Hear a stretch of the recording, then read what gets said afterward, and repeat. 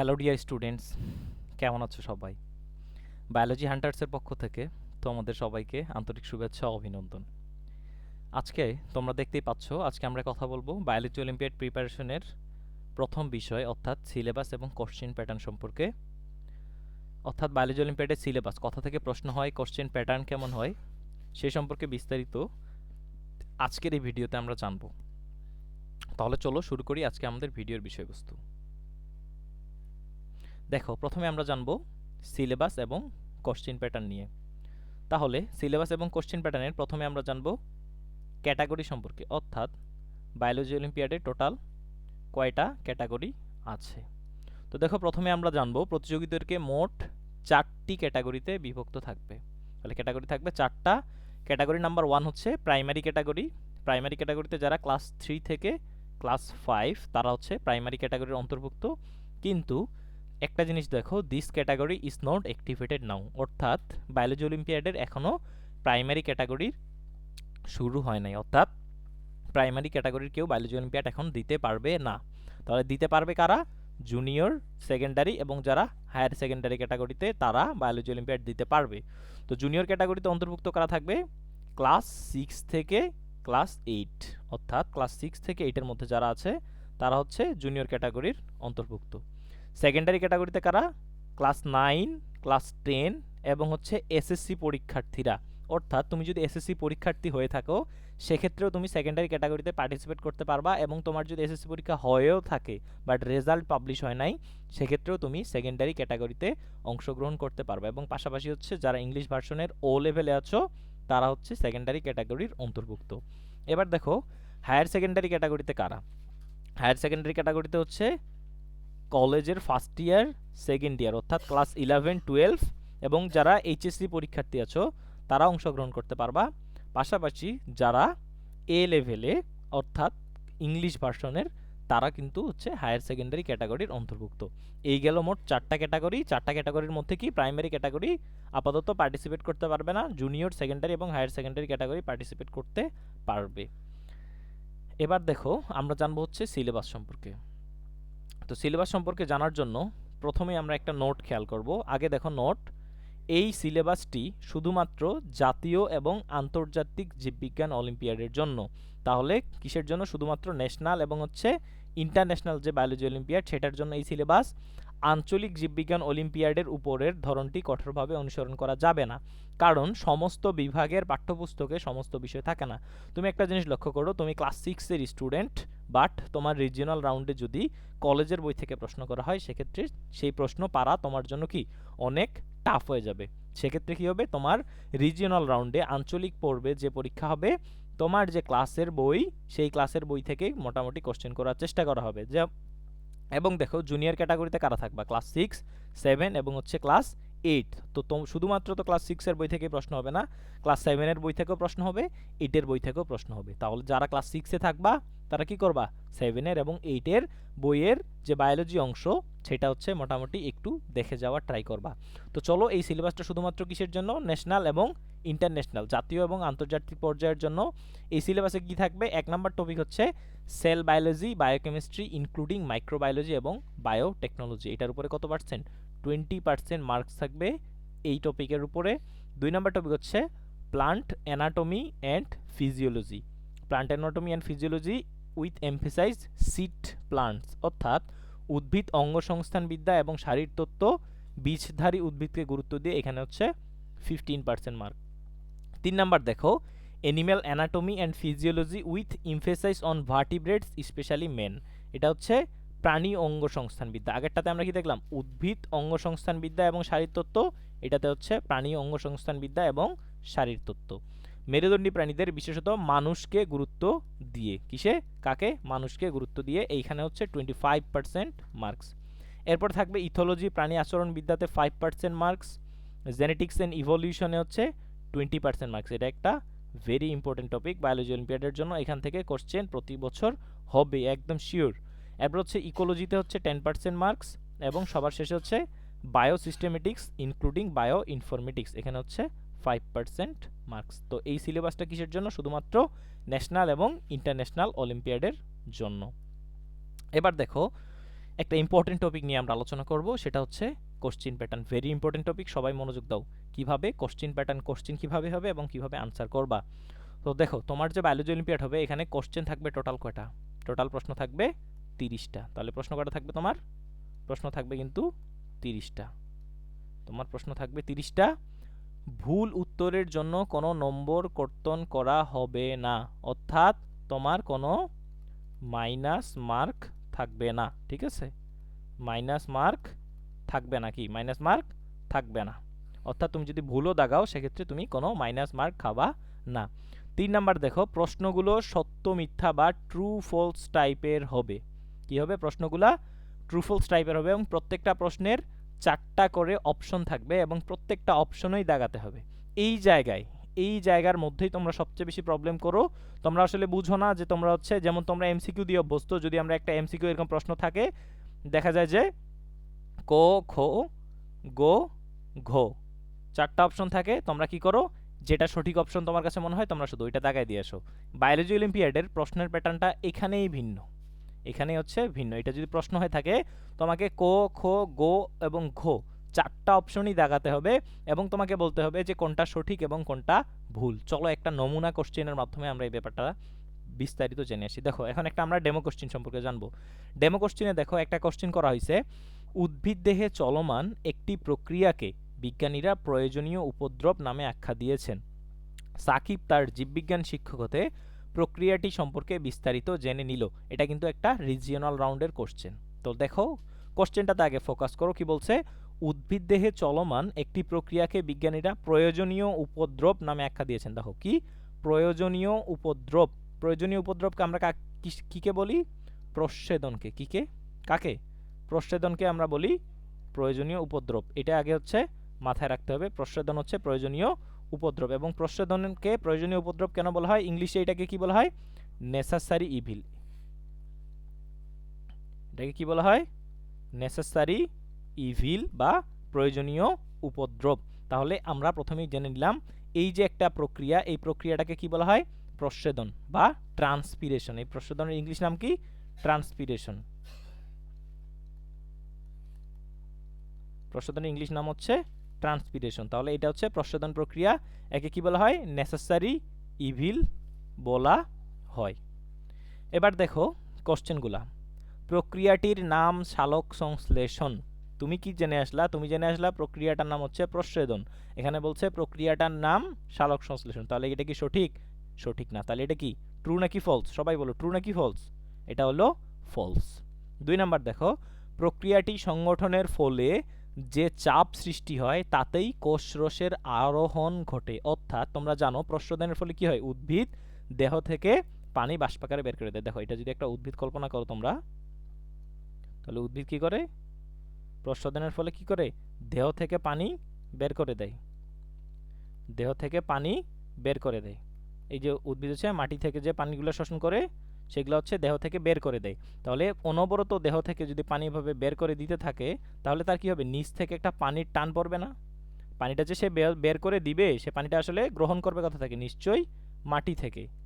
এইটা গ্রহণ করবে কথা থাকে মাটি থেকে। তাহলে পাতার মাধ্যমে সে পানি বের করে দিচ্ছে এবং মাটি থেকে গ্রহণ করতেছে। তাহলে কি হবে? একটা টানের সৃষ্টি হবে, যে একটা চাপের সৃষ্টি হবে, যাই চাপের ফলে কি হবে? কোষরসের আরোহণ ঘটে। এই যে এখান থেকে কোষরসের আরোহণ ঘটে। তার মানে এটা কি? 2 নম্বর অপশনটা হচ্ছে আমার ট্রু। 2 নম্বর অপশন ট্রু। দেখো, প্রক্রিয়াটি সবচেয়ে বেশি ঘটে লেন্টিসেল থেকে। তাহলে দেখো, লেন্টিসেল থেকে সবচেয়ে বেশি ঘটে কিনা। তোমরা জানো প্রচ্ছেদন কয় ধরনের? প্রচ্ছেদন হচ্ছে 3 ধরনের।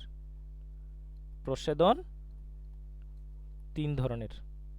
3 ধরনের কি কি? 1 নাম্বার হচ্ছে পত্ররন্ধ্রীয়। কি? পত্ররন্ধ্রীয় বা স্টোমাটাল। ঠিক আছে, পত্ররন্ধ্রীয় প্রচ্ছেদন বা স্টোমাটাল প্রচ্ছেদন 1 নম্বর হচ্ছে স্টোমাটাল, স্টোমাটা। 2 নাম্বার হচ্ছে কিউটিকুলার, কিউটিকুলার, এবং 3 নাম্বার হচ্ছে লেন্টিকুলার। তাহলে প্রচ্ছেদন হচ্ছে 3 ধরনের। একটা হচ্ছে স্টোমাটাল বা পত্ররন্ধ্রীয় প্রচ্ছেদন, কিউটিকুলার প্রচ্ছেদন এবং হচ্ছে লেন্টিকুলার প্রচ্ছেদন। এই 3 ধরনের প্রচ্ছেদনের মধ্যে শুধুমাত্র তোমার প্রত্যরন্ধ্রী অর্থাৎ যে স্টোমাটাল প্রস্বেদন আছে এই স্টোমাটার মাধ্যমেই প্রস্বেদন হয় 90 থেকে 95%। 90 থেকে 95% প্রস্বেদন হয় কিসের মাধ্যমে? স্টোমাটার মাধ্যমে। তাহলে সবচেয়ে বেশি প্রস্বেদন ঘটে কিসের মাধ্যমে? স্টোমাটা বা পত্ররন্ধ্র অর্থাৎ পাতার যে ছিদ্র থাকে সেই ছিদ্রের মাধ্যমে 90 থেকে 95% প্রস্বেদন হয়। তাহলে কি বলছে? প্রক্রিয়াটিতে সবচেয়ে বেশি প্রস্বেদন ঘটে লেন্টিসেল থেকে। এটা কি সঠিক নাকি ভুল? ভুল। তাহলে এটা কি হবে? ফলস। 4 নাম্বার দেখো কি বলছে, প্রক্রিয়াটি তাপমাত্রা বৃদ্ধির সাথে সমানুপাতিক। অর্থাৎ দেখো তাপমাত্রা যদি বেড়ে যায়, তাপমাত্রা বেড়ে গেলে কি হয়? উদ্ভিদের পত্ররন্ধ্রগুলো খুলে যায় এবং পানি দ্রুত বাষ্পায়িত হয়, এবং পানি বের করে দেয়। অর্থাৎ তাপমাত্রা যত বাড়বে উদ্ভিদের প্রস্বেদনের হার তত বাড়বে। তাহলে এই 4 নম্বর অপশনটা কি? ট্রু। তাহলে আমরা 4টা অ্যান্সার কিন্তু এখান থেকে পেয়ে গেছি। এই কোশ্চেন থেকে আমরা 4টা অ্যান্সার পেয়ে গেছি। যে এই প্রক্রিয়াটার নাম আমরা প্রথমে জেনে আসছি প্রস্বেদন, কিন্তু এখানে প্রশ্ন আমাকে বলছে প্রক্রিয়াটির নাম হচ্ছে সালোক সংশ্লেষণ। তাহলে প্রথম নাম্বার ফলস। 2 নাম্বার হচ্ছে প্রক্রিয়াটি সংগঠনের ফলে যে চাপ সৃষ্টি হয় তাতেই কোষরসের আরোহণ ঘটে। এটা ট্রু, এটা আমরা এক্সাম্পলের মাধ্যমে দেখে আসছি। 3 নাম্বার হচ্ছে প্রক্রিয়াটি সবচেয়ে বেশি ঘটে লেন্টিসেল থেকে। এটা ফলস। কেন ফলস? কারণ আমরা জানি সবচেয়ে বেশি প্রস্বেদন ঘটে কিসের মাধ্যমে? সবাই অ্যান্সার দাও, কিসের মাধ্যমে? পাতার মাধ্যমে, এবং সেই পার্সেন্টেজ হচ্ছে 90 থেকে 95%, কিন্তু এখানে বলছে লেন্টিসেল থেকে। তাহলে এটা ফলস, এবং প্রক্রিয়াটি তাপমাত্রা বৃদ্ধির সাথে সমানুপাতিক, অর্থাৎ তাপমাত্রা বেড়ে গেলে পানি বাষ্পায়নের হার কি হয়? বেড়ে যায়। তাহলে আমরা অ্যান্সার পেয়ে গেলাম এ নাম্বার হচ্ছে false, B number true, C number false, এবং হচ্ছে ডি নাম্বার হচ্ছে ট্রু। এটা আমরা কিভাবে দাগাবো চলো এবার আমরা দেখে নেই এটা আমরা আনসার করব কিভাবে। দেখো এই যে আমরা জেনে আসলাম, আমরা একটু আগে জেনে আসছি এ, বি, সি এবং ডি কোনটায় আমরা কি জেনে আসছি। দেখো আমরা কোনটাতে কি জেনে আসছি। দেখো আমরা জেনে আসছি এ নাম্বার হচ্ছে false, false true, false true. দেখো এবার আমরা জেনে আসছি এ নাম্বার হচ্ছে ফলস, বি নাম্বার হচ্ছে ট্রু, সি নাম্বার হচ্ছে ফলস, আবার ডি নাম্বার হচ্ছে ট্রু। আমরা আসলে কিভাবে আনসার করব ওএমআর শিটে। দেখো ওএমআর শিট থাকবে এরকম একটা। দেখো 1 নাম্বার কোশ্চেনের জন্য, এই যে 1 নাম্বার কোশ্চেনের জন্য তোমার হচ্ছে 4টা ট্রু 4টা ফলস, অর্থাৎ তোমার তো এবিসিডি 4টাই ট্রু হতে পারতো, এবিসিডি 4টাই ফলস হতে পারতো, তাহলে তোমার সব দেওয়া থাকবে। কিন্তু তুমি কি পাইলা? তুমি পাইলা এ নাম্বার হচ্ছে ফলস। তাহলে তুমি এ নাম্বারে কি দাগাবা? ফলস দাগাবা। এ নাম্বারে তুমি বৃত্তটা সুন্দর মতো ভরাট করে ফলস দাগাবা। বি নাম্বার হচ্ছে ট্রু, তুমি এখানে দাগাবা ট্রু। বি নাম্বার ট্রু দাগাইলা। সি নাম্বার হচ্ছে ফলস, এই যে সি নাম্বার হচ্ছে ফলস, এবং ডি নাম্বার হচ্ছে আবার ট্রু।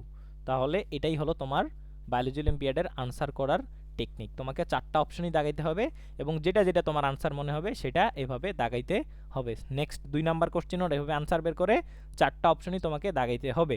এবার দেখো তুমি যদি 4টা অপশনই রাইট করো তাহলে তুমি নাম্বার কত পাবা? কোশ্চেন হচ্ছে ভাইয়া আমি কত নাম্বার পাবো। দেখো একটি প্রশ্নের 4টি অল্টারনেটিভসের ট্রু বা ফলস যদি সঠিকভাবে পূরণ করতে পারো তাহলে 5 পয়েন্ট পাবে। অর্থাৎ তোমার যদি 4টাই রাইট হয়, তুমি কত পাবা? তুমি পাবা 5 নাম্বার। বাট যদি একটি প্রশ্নের 3টি অল্টারনেটিভসের ট্রু ফলস সঠিক হয় তাহলে পাবা তুমি 3 নাম্বার। যদি কোনো কারণে তোমার কি হয়? 3টা সঠিক হয়, 3টা সঠিক হলে তুমি কত পাবা? 3 নাম্বার। 3টা সঠিক হলে 3 নাম্বার, 4টাই সঠিক হলে 5 নাম্বার। আর যদি তোমার 2টা সঠিক হয় সেক্ষেত্রে তুমি পাবা কত নাম্বার? 1 নাম্বার। যদি তোমার 2টা রাইট হয় তুমি পাবা 1 নাম্বার। আর যদি শুধুমাত্র একটা রাইট হয়, অর্থাৎ দেখা গেল ডি নাম্বার শুধু রাইট করছো, একটা রাইট করলে তুমি কোনো নাম্বার পাবা না। অর্থাৎ 1 নাম্বার পেতে হলেও তোমাকে মিনিমাম 2টা অপশন রাইট করতে হবে, এবং বৃত্ত সঠিকভাবে ভরাট করলে কোনো নাম্বার পাওয়া যাবে না। আর কোনোটাই সঠিক না হলেও নম্বর নেই। এবার দেখো এই ব্যাপারটা আবার তোমাদেরকে বলে দেই, সেটা হচ্ছে যে ভুল উত্তরের জন্য বা উত্তর না করার জন্য কোনো নাম্বার কাটা যাবে না। অর্থাৎ তুমি যদি মিস্টেক করো, কি করো? তুমি যদি মিস্টেক করো কিংবা তুমি যদি স্কিপ করো তাহলে কি হবে না? কোনো নাম্বার কাটা যাবে না, মাইনাস হবে না। তাহলে তুমি এখানে কি করো? তুমি যদি একটা প্রশ্ন না পারো সেক্ষেত্রে তুমি কি করতে পারো? স্কিপ করতে পারো, অথবা তোমার যদি মনে হয় যে এটা হইতে পারে তুমি দাগায় আসতে পারো, কারণ এখানে তোমার এডমিশন টেস্টের মতো নাম্বার কর্তন করার মাইনাস মার্কের কোনো অপশন নাই। তাহলে দেখো তুমি যদি 30টা প্রশ্নের আনসার সঠিকভাবে করতে পারো তাহলে তুমি কত পাবা? 150 নম্বর। তাহলে এখান থেকে জানতে পারলাম যে তোমার টোটাল এক্সাম হবে কত মার্কের? 150 মার্কের। এবার দেখো সর্বশেষ রেজিস্ট্রেশন নাম্বার পূরণ করার বিশেষ নিয়ম কি? তোমরা অনেকে রেজিস্ট্রেশন নাম্বার পূরণ করতে ভুল করো। কিভাবে ভুলটা করো দেখো, রেজিস্ট্রেশন নাম্বার, এই যে রেজিস্ট্রেশন নাম্বারের তোমার এখানে ঘর আছে টোটাল কয়টা? 10টা। টোটাল বক্স আছে 10টা, টোটাল কিন্তু 10টা বক্স। তাহলে তোমাকে কি করতে হবে? 10টা বক্সই ফিল আপ করতে হবে। তো তুমি 10টা বক্স ফিল আপ করতে চাও, দেখো তোমার রেজিস্ট্রেশন নাম্বার মনে করো 1 2 3 4 5, কত? 1 2 3 4 5। এখন তোমার প্রশ্ন হতে পারে, ভাইয়া আমার তো রেজিস্ট্রেশন নাম্বার 5টা ডিজিট মাত্র, তাহলে আমি 10 ঘর কিভাবে পূরণ করব? তুমি যদি শুরু থেকে লিখে দাও 1 2 3 4 5 আর বাকি ঘরগুলো ফাঁকা রাখলা, বা পিছন থেকে লিখলা 1 2 3 4 এবং 5 আর সামনেরগুলো ফাঁকা রাখলা, তাহলে কিন্তু হবে না। তাহলে তোমাকে কি করতে হবে? তোমাকে করতে হবে 10টা ঘরই পূরণ করতে হবে। এবং 10টা ঘর তুমি কিভাবে পূরণ করবা? সাপোজ তোমার রেজিস্ট্রেশন নাম্বার যদি হয় 1 2 3 4 5, তাহলে তুমি সামনে 5টা শূন্য দিবা, 0 0 0 0 0, এরপরে তুমি দিবা 1 2 3 4 5। এভাবে হচ্ছে তোমার রেজিস্ট্রেশন নাম্বারটা পূরণ করবা। এরপরে তুমি হচ্ছে নির্দিষ্ট ঘরগুলো দাগিয়ে ফেলবা। যদি এভাবে তোমার রেজিস্ট্রেশন নাম্বার তুমি ফিল আপ না করো, তাহলে তোমার কিন্তু ওএমআর শিট বাতিল হবে এবং কোনো রেজাল্ট আসবে না। তাহলে তোমাকে রেজিস্ট্রেশন নাম্বারে পুরোটাই 10 ডিজিটেই ফিল আপ করতে হবে। এবার দেখো আরেকটা প্রশ্ন তোমরা করে থাকো, সেটা হচ্ছে যে ক্যালকুলেটর ব্যবহার করা যাবে কি না। দেখো নর্মাল যে সাইন্টিফিক ক্যালকুলেটর সেটা তোমরা ব্যবহার করতে পারবা, সাইন্টিফিক ক্যালকুলেটর ব্যবহার করতে পারবা, শুধু যে প্রোগ্রামেবল যে ক্যালকুলেটর থাকে সেটা তোমরা ব্যবহার করতে পারবা না। সাইন্টিফিক ক্যালকুলেটর ব্যবহার করা যাবে, তবে প্রোগ্রামেবল হলে সেটা চলবে না। তাহলে সাইন্টিফিক ক্যালকুলেটর তোমরা ব্যবহার করতে পারবা, কিন্তু প্রোগ্রামেবল হলে চলবে না। এই গেল তোমাদের বায়োলজি অলিম্পিয়াডের বেসিক সিলেবাস এবং কোশ্চেন প্যাটার্ন, এবং কিভাবে তোমরা ওএমআর শিটে আনসার করবা সেই বিষয়ের বিস্তারিত। তোমাদের যদি এরপরও কারো কোশ্চেন থেকে থাকে, তাহলে সেই কোশ্চেন তোমরা হচ্ছে কমেন্ট সেকশনে কইরো, তোমাদেরকে আনসার দেওয়ার চেষ্টা করব। এরপর ধীরে ধীরে তোমরা হচ্ছে এখন question bank solve, question solve basic class, question solve basic class এবং হচ্ছে আরও প্রয়োজনীয় সাপোর্ট, এগুলো তোমরা আমাদের থেকে পাবা, এবং তোমাদের পাশে থাকবে বায়োলজি হান্টার্স।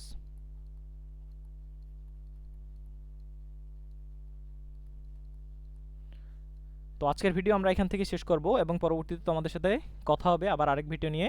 সবার জন্য শুভকামনা।